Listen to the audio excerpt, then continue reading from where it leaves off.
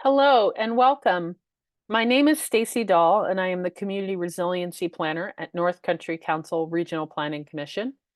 And I'm here today to provide a brief presentation and overview of the North Country Climate Resiliency Hub. We're going to start by going over a little bit of background information on the resiliency work that led up to this effort. We'll share a little bit about our partners and then navigate you through the tool so you have a chance to see it and learn how to use this tool either at home, within your business, or within your community. So I'd like to start by just providing a little bit of background information about North Country Council if you've never heard of us before. We are the Regional Planning Commission and the Economic Development District for the northern part of New Hampshire. We are one of 9 regional planning commissions in the state that was established by RSA 3646. Our region primarily consists of all of Coos County, northern Grafton County, and northern Carroll County. We work with about 50 communities and 25 unincorporated spaces. And we serve an advisory capacity on economic development, efficient land use planning, transportation planning, and environmental planning. In 2020, North Country Council received support through the CARES Act through a grant at the Economic Development Administration to work with our businesses and organizations in the region to understand the impacts of the COVID-19 pandemic. The vision was to develop strategies and solutions for our region that help us withstand, adapt, innovate, and transform, not just in the face of the pandemic, but other natural and human disasters we may encounter in the future.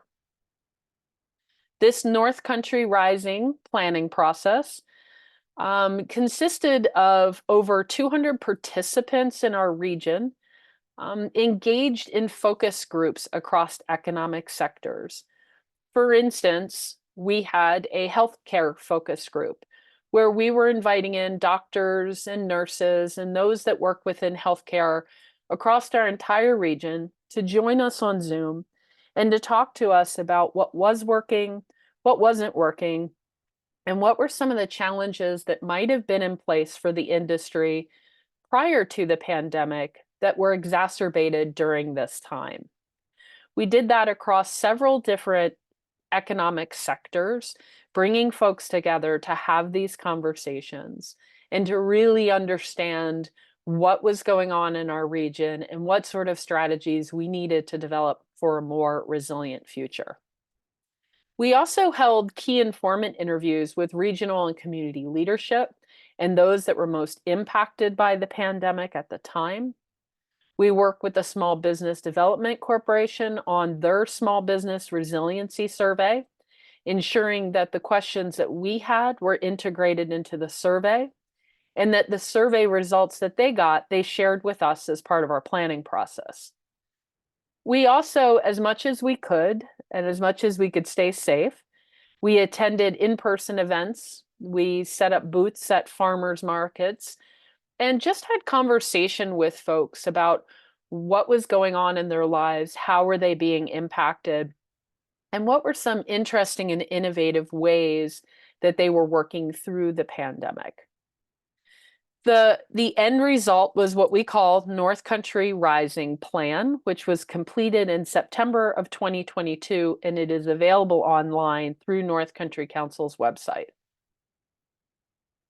The plan consisted of both an evaluation of quantitative and qualitative data that we had gathered over those 2 years, as well as stories of resilience that really emerged.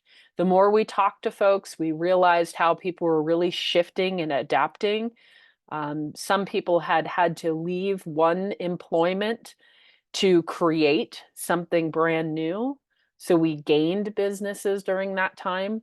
So we wanted to make sure that we captured those stories of resilience. And we've actually created some videos that are on the North Country Rising plan page on North Country Council's website, which you're welcome to view.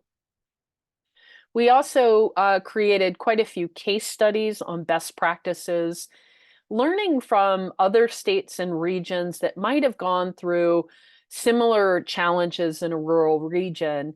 And if we had a strategy or an idea, how could we learn from those other states and regions? What were some of the best success stories emerging there that we might be able to bring into the North Country and shift and tweak to meet our specific needs here in the region? And at the end, what happened is the plan document, which is rather large, we wanted to make sure that we were identifying like what are the common sort of themes and strategies that are emerging out of this planning process. And these are the 7 that rose to the top, and there's strategies under each one of these. Again, you're welcome to peruse that plan, and you'll have a link to North Country Council's website at the end of this presentation. But the 2 that I wanted to focus on today that became the cornerstones for the work that we did on the Climate Resiliency Hub are these 2: collaboration and collective impact, and culture, climate, and quality of life. So when we talk about collaboration and collective impact, when we were bringing folks together to have these focus group conversations, we kept hearing, this is so great to be in a Zoom room with other colleagues and other organizations that do similar work that we do, and to develop strategies within our sector that we can all try. And what would it look like to develop goals and maybe even a vision for our industry for all of us across the region?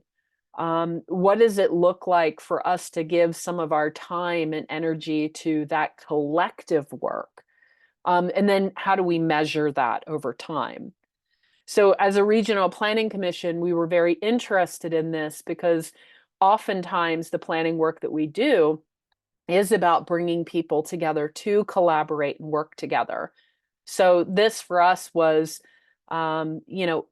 we were asking, is this a place that we can continue to do resiliency work and help our region start to implement some of the strategies that were identified right here in this North Country Rising plan?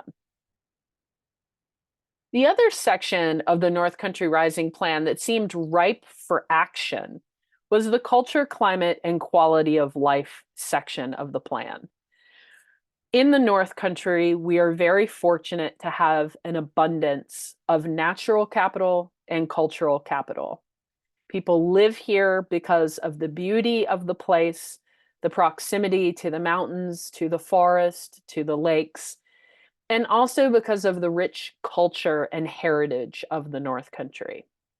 So this particular part of the North Country Rising Plan talks about strategies in which we not only honor, but we protect both the culture and the natural capital that we have here in abundance. But in addition to that, as we held these focus group meetings, what we were hearing across all economic sectors is, when we talk about resiliency, we need to integrate into that conversation climate resilience. Many industries had indicated that the pandemic was an opportunity for us to look at other ways in which industry and community could be impacted. And the one that they feared the most that we would be experiencing impact from was climate change. And yet, during this time of the pandemic, we were very focused on making sure that we could keep doors open, keep folks employed, and recover during this time, that we didn't have as much time as we would like to really get into the conversation of what does it look like to integrate climate resiliency into our planning. So this was another area that North Country Council sort of marked in our minds as a place that we needed to come back to provide further facilitation and assistance. So in 2022, North Country Council applied for a second grant through the Economic Development Administration to continue to support resiliency efforts. To build off the success of the North Country Rising Plan and to choose one or two focus areas where we felt like we could really help get those ideas shifted into action. So those two focuses of collective impact collaborative work and integration of climate resiliency into economic and community resiliency were the key focuses of the 2022 grant that North Country Council received from the Economic Development Administration. I'm happy to say that several collaborations have formed under the last 2 years of this grant. North Country Council was able to help the food and agriculture industry come together and form a collective impact council for food and agriculture. There is one now forming and underway for arts and culture in our region as well, which we refer to as the North Country Arts Collaborative. And the other one that we formed about a year ago is the North Country Climate Collaborative. We were very fortunate during the North Country Rising planning process to be able to work with a lot of partners in the region and organizations whose focus is the environment, energy, climate, and how our communities and businesses not only mitigate the impacts, but also think about adaptation as need be.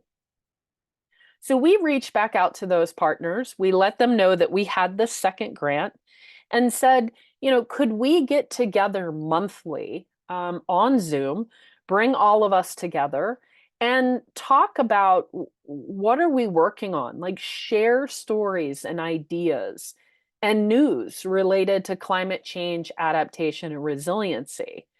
Could we start to build a strong network of partners who already work in this industry and in this field and identify ways in which they could work better together to serve the individual businesses and communities within the North Country region?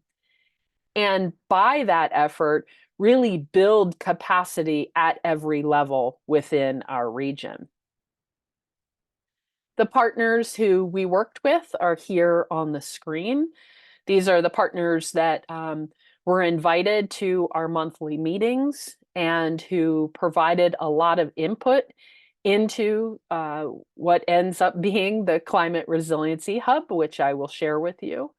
And so it's really important to identify that as much as this presentation is being pulled together by North Country Council, and that the North Country Climate Resiliency Hub is on North Country Council's website, that it really was the hard work of all of our partners to get this hub created so that we could share it with you. So here's a picture of the North Country Climate Resiliency Hub. And what I'd like to do is stop sharing my presentation screen and actually open up the North Country Climate Resiliency Hub to give you a brief tour, to show you what is embedded within it and how to navigate this. And there is a place within here for you to submit resources as well if you notice some are missing. So if you'll bear with me for just a moment as I shift my screen.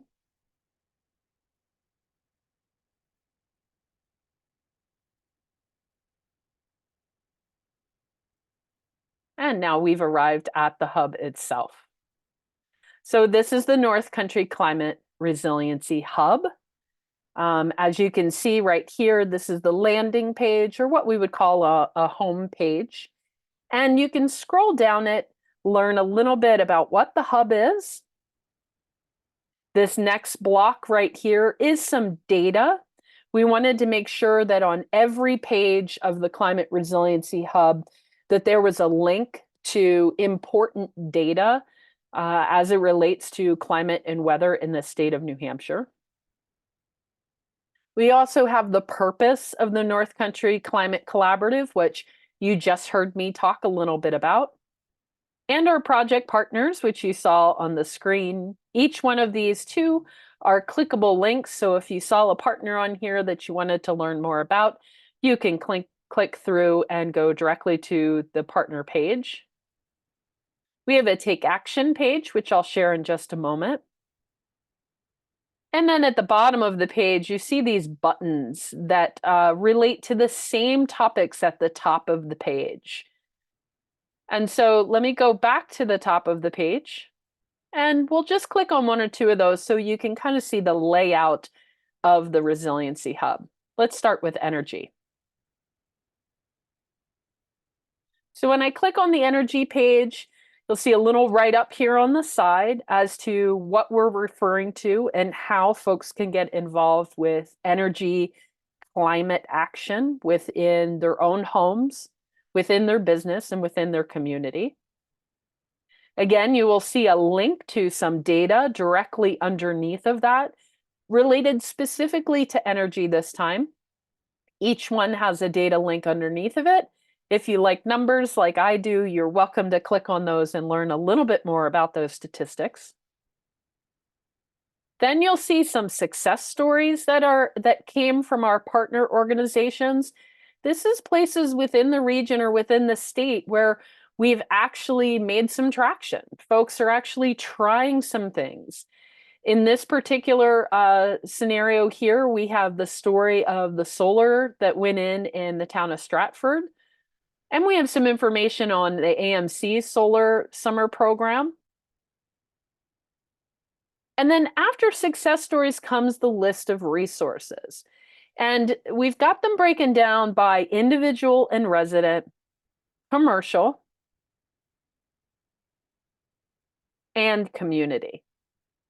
And if I click on any one of these, there's a little pop-up information that tells me a little bit more about that program, and then a link to take me directly to the Energy Circuit Rider program at Clean Energy, New Hampshire. So again, each page is set up similar to this. I'll click on another one just so you can see it. Let's go to water. Again, a little information about what we're talking about here underwater: stream crossings, flood resilience, aquatic connectivity, some data sources for you, success stories of where folks are working with climate mitigation and adaptation through water resiliency, and then a list of resources. In this case, individual and commercial and community resources. And again, you can click on any one of these. There'll be a little pop-down menu and a link to that source. Under outdoor recreation, a little different. Similar here, we have the beginning piece. We've got the data, so links to more statistics related to outdoor recreation and its connection to climate resiliency. We have another success story. And in this one, we were able to pull some of the case studies that we had done under the North Country Rising planning process and integrate them here, because each one of these case studies also relates back to climate resilience. And then once again, resources at the bottom of the page. So I won't click through all of these, but you can see that energy, climate education, water, outdoor recreation, and land and forest all have a similar look and feel. They all have an introduction, they all have data and statistics, they all have case studies, and they all have a list of resources. Which leads me to our Take Action page.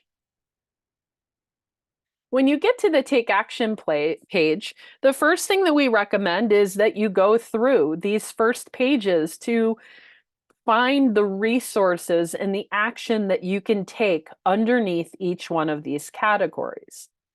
But in addition to that, there's data and plans that have been written for the state of New Hampshire that are really, really important pieces to doing any climate mitigation or adaptation action. We also recognize that another way to take action here in the state is to really understand what is happening at the New Hampshire State Senate and House of Representative committees that are working on natural resources, natural capital, and climate resiliency measures. So we have links to all of those. First, we have some links around starting committees, whether you have an energy committee or a conservation committee in your community, or you want to learn more about starting one or how to stay connected to others in the state. Both of these links are here for you. Then we have a list of a lot of reports and plans that are very specific to the state of New Hampshire, many of which our partners were involved in. We have our 2022 climate summary here, our New Hampshire climate assessment, and our climate action plan. We have some tools here for adaptation measures and the US Climate Resiliency Toolkit. EPA has a phenomenal page on environmental justice resources, something that is very important to all of our partners. And then you can understand a little bit more about climate science and even how to collect snow data in your own backyard and be a part of some of the reports and analysis that are happening for measuring snow in the North Country. And here at the bottom, we have a list of those legislative committees that might be important for you just to watch, check in on, or even reach out to committee chairs as your community is starting to integrate climate resiliency measures and actions. The last piece I wanted to show you, and this is at the bottom of every page, but I'll show it to you here on Take Action, is if your community actually has a climate-related infrastructure project that you are working on, we'd like to know about it at the Regional Planning Commission for a couple of reasons. Number one, we oftentimes hear about grants that are coming in, whether that's specifically related to environment and climate planning or economic development planning. And when we hear that there are grants available for infrastructure projects, it's nice to have a list of projects that we know about in our region so that we can reach out to you and say, hey, there's a grant coming out that looks like it might be a fit for your climate project in your community.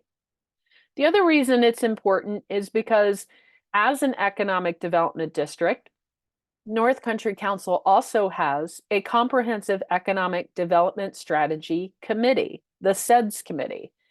And they meet often to talk about what are the economic development and infrastructure needs within our region. So we see this climate-related infrastructure project survey as a way of capturing some of those infrastructure needs and telling our CEDS committee about it so that we can help those communities look for the right funding to implement those projects. So I'll just click on this. This link will take us to the survey and then we'll come right back to the hub. I wanted you to see what it looked like. So all we're asking for in the climate-related infrastructure projects is the name of your town and a contact name and an email. We also want to know what type of project, so you can click on one of these boxes, and if it doesn't fit, you can click on other. The location of the project, just putting a dot on the map and typing it in the address here to show us where that project is located in the region. If there's pictures, for instance, maybe it's a bridge or a culvert that needs replacement, maybe there's a picture you could include here.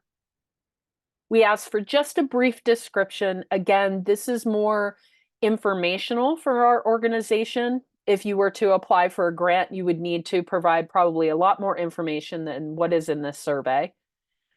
And just an estimated budget. We know that it takes resources to get a very detailed budget, but just a ballpark, what are we looking at to be able to fund this project? So again, this climate-related infrastructure project survey is located right here in our Climate Resiliency Hub, and it is at the bottom of all of our pages. The last piece that I'll show you of the Climate Resiliency Hub is this very last button on our toolbar that is Submit a Resource.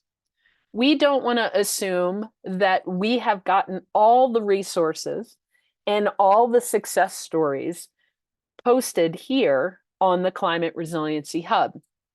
Your community, your business may be working on something right now that you would like to share. So if you go to this last button, submit a resource, and if I click on it, it opens up as a very specific survey related to the North Country Climate Resiliency Hub. And you can say whether it's a resource, a success story, which category it fits into, who is the resource for, and then provide a link to that resource. So that information is here for you. And we want to make sure that this Climate Resiliency Hub is something that we all own and that we all update. So please feel free to share with us any additional resources we may have missed.